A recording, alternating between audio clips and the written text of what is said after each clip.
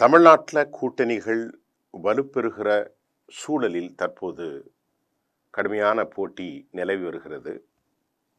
ஆனால் ரெண்டு அணிகளுக்கும் இடையே கூட்டணிகள் முடிவாகவில்லை. அதிமுகவினுடைய பொதுச் செயலாளராக தன்னை அறிவித்துக் கொண்டிருக்கக்கூடிய எடப்பாடி பழனிசாமி ஏனைய ஆளுமைகளை சேர்க்க மறுக்கிறார். தான் மட்டுமே அதற்கு பொறுப்பு என்றும் பாரதிய ஜனதா உள் விவகாரங்களில் தலையிடக்கூடாது என்றும் அவர் குறிப்பிட்டிருக்கிறார்.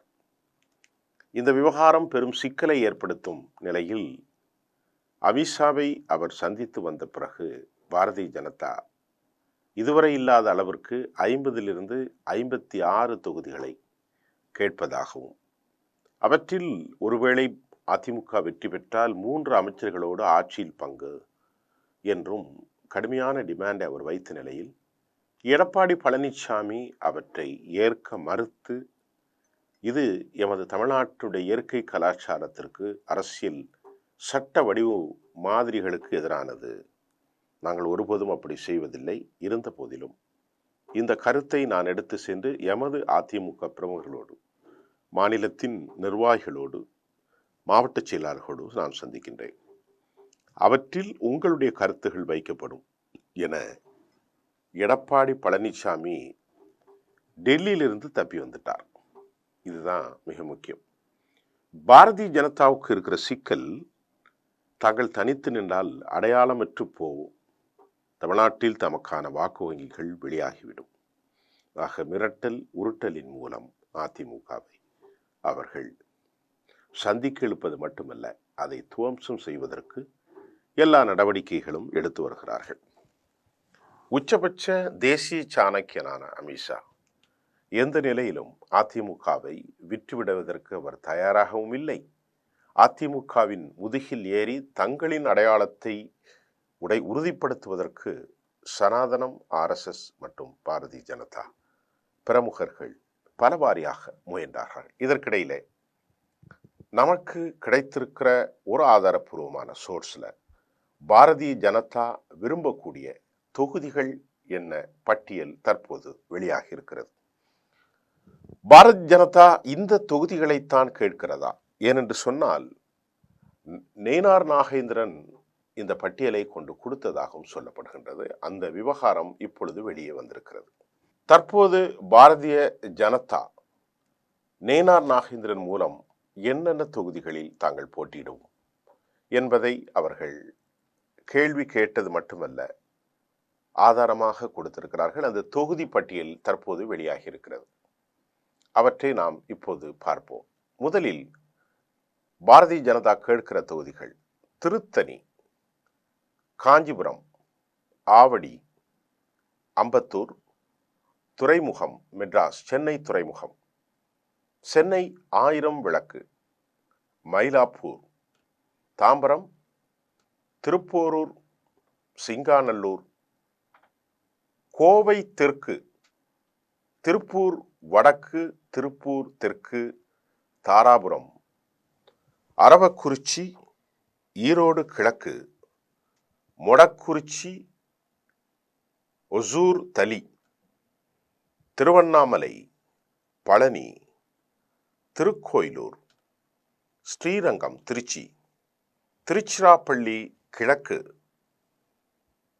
விருதுநகர், தாராபுரம், திட்டக்குடி, உத்திரமேரூர், உதகமண்டலம், விருத்தாச்சலம், சிதம்பரம், மயிலாடுதுறை, திருவிடைமருதூர், ஸ்ரீவில்லிபுத்தூர், கும்பகோணம், திருவையாறு, திருச்சுழி, திருமயம், ராமநாதபுரம், காரைக்குடி, திருச்செந்தூர், சிவகங்கை, மதுரை வடக்கு, கோவில்பட்டி, திருநெல்வேலி, மதுரை மத்தி, நாகர்கோயில், திருப்பரங்குன்றம், குளச்சல், ராஜபாளையம், விளவங்கோடு, இந்த இத்தனை தொகுதிகளை அவர்கள் கேட்டிருக்கிறார்கள். இதில் நீங்கள் பெரும்பாலும் பார்க்கின்ற போது அனைத்தும் திருக்கோயில்களின் நகரமாகவே இருக்கும். அவற்றில் திருத்தணி, காஞ்சிபுரம், மயிலாப்பூர், அப்படியே நாம் பார்க்கின்ற போது திருவண்ணாமலை, பழனி, திருக்கோவிலூர், ஸ்ரீரங்கம், அதற்கு அப்புறம் சிதம்பரம், ஸ்ரீவில்லிபுத்தூர், திருவிடைமருதூர், கும்பகோணம், திருவையாறு, திருச்சுழி, திருமயம், திருச்செந்தூர், எல்லா இடங்களிலும் திருப்பரங்குன்றம், எல்லா இடங்களிலும் திருக்கோயில்கள் அதிகமாக இருப்பதை தமக்கு உரிமையாக்க வேண்டும் என பாரதிய ஜனதா இந்த தொகுதிகளை நேனார் நாகேந்திரன் மூலம் கொடுக்கப்பட்டிருப்பதாக செய்திகள் கசிந்திருக்கிறது. அதே நேரத்தில் பாரதிய ஜனதா கூட்டணியில் தனித்து கேட்டாலும் பாமகவினுடைய டாக்டர் அன்புமணி ராமதாஸ் அவர்கள் அதிமுகவோடு கூட்டணி அறிவித்து 17-18 தொகுதிகளும் ஒரு ராஜ்யசபா என உறுதி செய்யப்பட்டதாக சொல்லப்படுகின்றது. பாமக போட்டியிடக்கூடிய தொகுதிகளையும் அவர்கள் வழங்கியிருக்கிறார்கள். அந்த உத்தேச பட்டியலில் அவர்கள் கேட்பது காஞ்சிபுரம், செங்கல்பட்டு மாவட்டம், திருப்போரூர், விழுப்புரம் மாவட்டத்தில் விக்கிரவண்டி, செஞ்சி, வானூர், அதை போன்று அரியலூர் மாவட்டத்தின் ஜெயங்கொண்டம், கடலூர் மாவட்டத்தின் நெய்வேலி, விருத்தாச்சலம், மயிலாடுதுறை, பூம்புகார், திருவள்ளூர் மாவட்டத்தினுடைய கும்மிடிப்பூண்டி, திருத்தணி, தருமபுரி, வேலூர் மாவட்டத்தின் பெண்ணாத்தூர், திருவண்ணாமலை மாவட்டத்தின் செய்யாறு, ராணிப்பேட்டை மாவட்டத்தினுடைய ஆற்காடு ஆகிய சட்டமன்ற தொகுதிகளில் பாட்டாளி மக்கள் கட்சி போட்டியிட உள்ளதாக கூறப்படுகின்றது. இந்த விவகாரங்களில் தற்போது தெற்கு மற்றும் கோவை பகுதிகளில் கோவை கேட்டிருப்பது அதிமுகவுக்கு சற்று சிக்கலை ஏற்படுத்தலாம் என்று எதிர்பார்க்கப்படுகின்றது. இதில் முக்கியமாக அவர்கள் கேட்டிருக்கிற தொகுதிகள் அனைத்தும் அதிமுக கடந்த காலத்தின் மிக முக்கியமான தொகுதிகளாகவே அடையாளம் காணப்பட்டிருக்கிறது. அதனால் அவர்கள் இந்த விவகாரத்தை கேட்பதை எப்படி அவர்கள் எடுத்துக்கொள்ளப் போகிறார்கள்? கோயம்புத்தூர் தெற்கு, திருப்பூர் வடக்கு, திருப்பூர் தெற்கு, தாராபுரம், ஈரோடு, அரவாக்குறிச்சி, மொடக்குறிச்சி, இதையெல்லாம் கோவை மாவட்டங்களில் அவர்கள் கேட்டிருக்கிறார்கள். இது அதிமுகவுக்கு மிக மிக மிக மிக முக்கியமான தொகுதிகளாக அடையாளம் காணப்பட்டிருக்கிறது. அதே போல மயிலாடுதுறை, திருவிடைமருதூர், ஸ்ரீவில்லிபுத்தூர், திருச்சுழி, திருமயம், ராமநாதபுரம், காரைக்குடி, இவைகளையும் அவர்கள் கேட்டிருக்கிறார்கள். நிறைய இடங்கள் நான் வாசித்திருக்கிறேன்.